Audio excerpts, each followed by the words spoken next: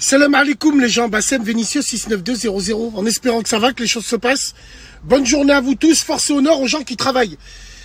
Mesdames et messieurs, j'aimerais m'adresser à l'institution, ah ouais, on n'en a pas nous, hein. À l'institution religieuse. J'ai envie de parler un petit peu des imams sur internet. Alors attention, je parle des imams avec un arrobase, hein. Tu sais les imams, rajoutez, partagez. Des imams ou des sidaïques atteints de la tuberculose donnent leur avis à la radio directement.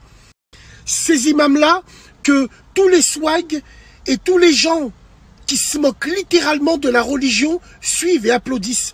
Parce que ces imams, sans s'en rendre compte, ouvrent la voie au swagisme et à la destruction massive de notre religion sur les réseaux.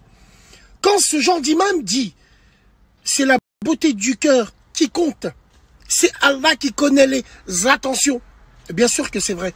Et vous, les imams, vous le dites parce que vous le dites avec le cœur, parce que vous êtes croyants, parce que vous faites vos salates. Et surtout, vous, quand vous appliquez la religion, vous l'appliquez avec le cœur. Mais sans vous en rendre compte, vous dites aux gens ce qu'ils veulent entendre. C'est pour ça qu'ils vous suivent. Quand on dit que le métissage est autorisé en islam et tout le reste, eh ben pour eux, pour ces merdes de swag, il suffit de faire le musulman pendant 2-3 jours, ça tout le com et tout, que eux, ils se disent, bah c'est bon, l'imam il a dit ça, ça veut dire que je peux. Vous vous rendez pas compte, Wallahi l'azim, vous vous rendez pas compte de certains imams, le mal qu'ils peuvent faire à notre religion. Alors que normalement, vous êtes censés être les premiers de la ligne, les premiers de la cordée. Quand je dis ça, c'est que les gens, quand ils ont des questions, au lieu de les poser à moi, ils doivent venir vers vous. Mais aujourd'hui, tu assistes à des lives où il y a des imams, il y a des lépreuses, il y a des tapins en commentaire, et l'imam, il débat. Et l'imam leur répond, et évidemment, les rassure dans leur puterie, sans s'en rendre compte. Parce que l'imam, lui, il part d'une intention en disant, c'est Allah qui lit dans les cœurs, c'est Allah qui sait c'est quoi, c'est sa réaction et sa vocation. Tu sais pas ce qu'il a à l'intérieur.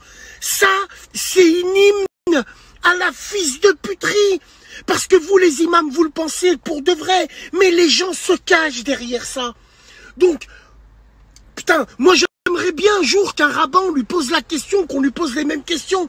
Tu vas voir ce qu'il va te dire s'il va pas te casser le cul. Non, il n'y a que notre religion. Venez comme vous êtes, c'est comme au McDo, venez, venez. Donc moi je pense que certains imams sur internet ont une petite responsabilité, mais ils s'en rendent pas compte. Parce que je me le répète encore, ces imams ont des intentions nobles.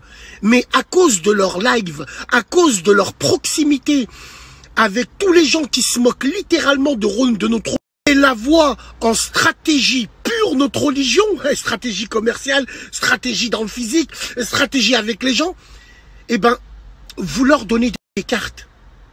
En tout cas, c'est mon avis personnel.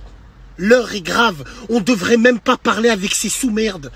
T'as envie de parler avec un imam, t'as envie de lui poser des questions, bah va à la mosquée. Ah, c'est plus simple d'être sur Internet. Hein, et te rassurer sur internet, la putain de... Bref, c'est pas grave, salam alaikum.